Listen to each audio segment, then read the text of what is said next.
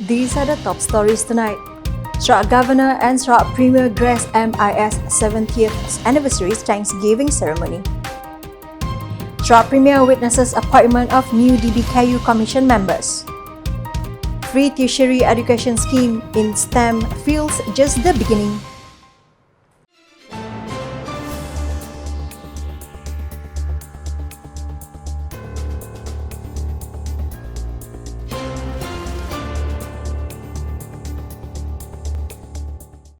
Good evening.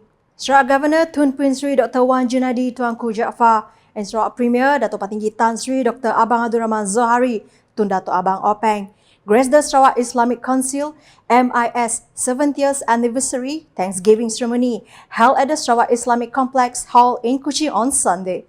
The ceremony began at 6:45 p.m. with the Azan and congregational Maghrib prayer, followed by the recitation of Surah Yasin and Tahlil led by Sarawak Grand Imam Dato' Mustafa Kamal Ahmad Fauzi.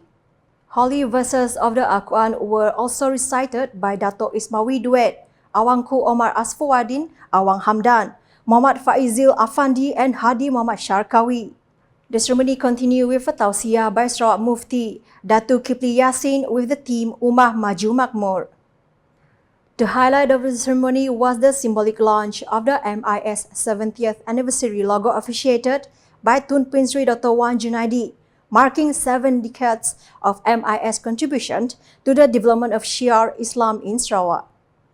In conjunction with the symbolic launch, Tun Prin Sri Dr. Wan Junadi also presented the prize to the winner of the MIS 70th anniversary logo design competition, awarded to Muhammad Farid Zuan Firdaus Muhammad Nayan, who received a cash prize of 3,000 ringgit. The ceremony continued with the Ishaq congregational prayer and concluded with a dinner reception. Sarawak Premier Dato' Patinggi Abang Zohari graced the appointment ceremony of commission members of the Kuching North City Commission DBKU for the term from 1st April 2025 to 31st March 2028, held at the Sarawak Legislative Assembly Dun Complex on Monday. The ceremony aimed to introduce and formalize the appointment of 10 DBKU Commission members who will contribute to the strategic development and administrations of Kuching North. The appointments are in line with DBKU's aspirations to strengthen inclusive, transparent and responsive governance that meets the needs of the community. The DBKU Commission members will play a key role in linking the community with the city administration, formulating policies, and ensuring citizen participation in the physical and socio-economic development of Kuching North. The Sarawak government's initiative to provide free education for Sarawakian students in science, technology, engineering, and mathematics, STEM fields, at the state-owned higher learning institutions is only the beginning of its efforts to support students in the region. Sarawak Minister for Education, Innovation and Talent Development, Dato' Sri Roland Saga Wee In said the initial focus on these fields, including law, medicine, accounting, finance and psychology, was made to meet the current needs of the Sarawak government. This is only the beginning. And we must also spend wisely. At the same time, don't forget, my ministry is not just Ministry of Education. It is the Ministry of Education, Innovation, and Talent Development. So we also look at the talent that we need.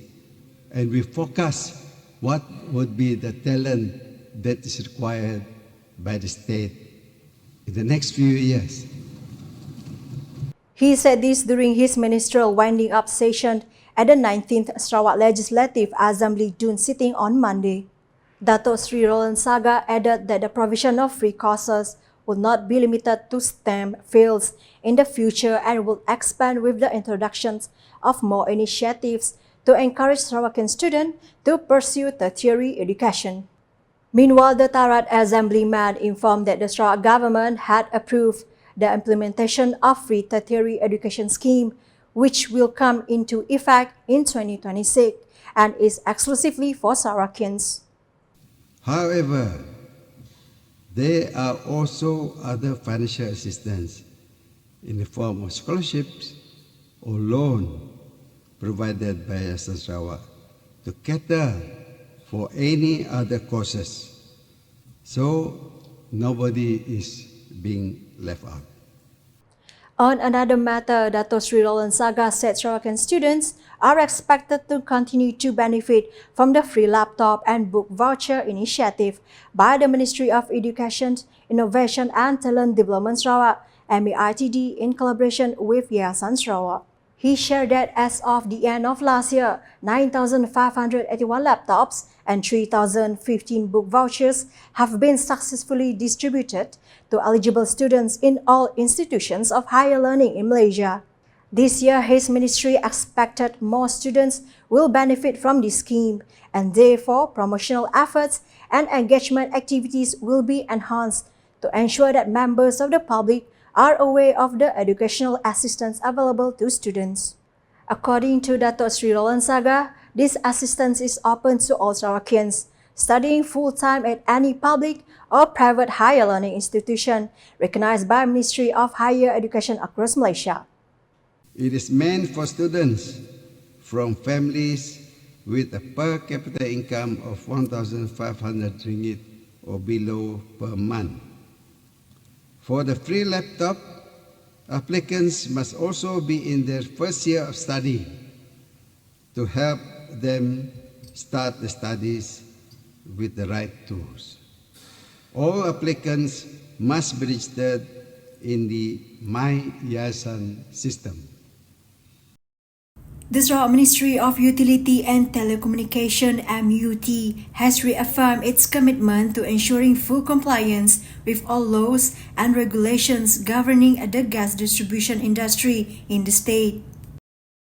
Its Minister, Dato Sri Julahi Narawi, said regulatory oversight of gas distribution activities in Sarawak falls under the Distribution of Gas Ordinance DGO 2016, the state's equivalent to the Federal Gas Supply Act 1993.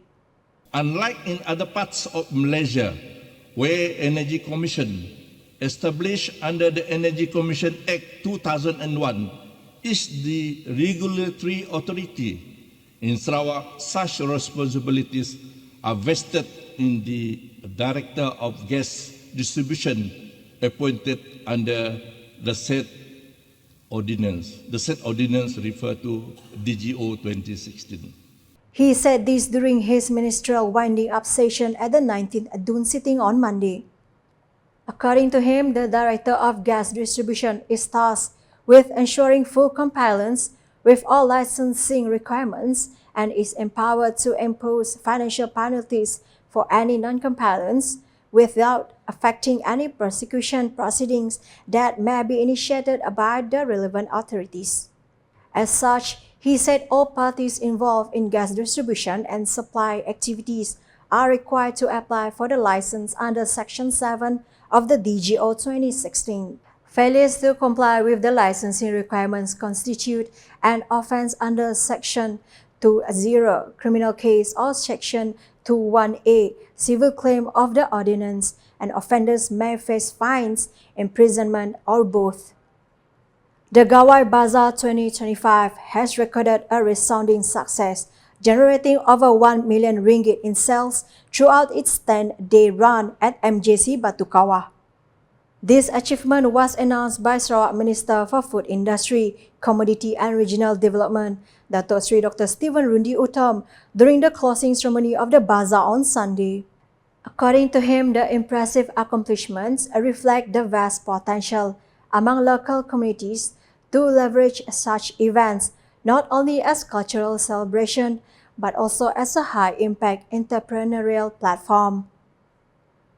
This is the opportunity for you to show not only for the sake of sale and so on, but to show our talent in whatever we do and monetize those talents.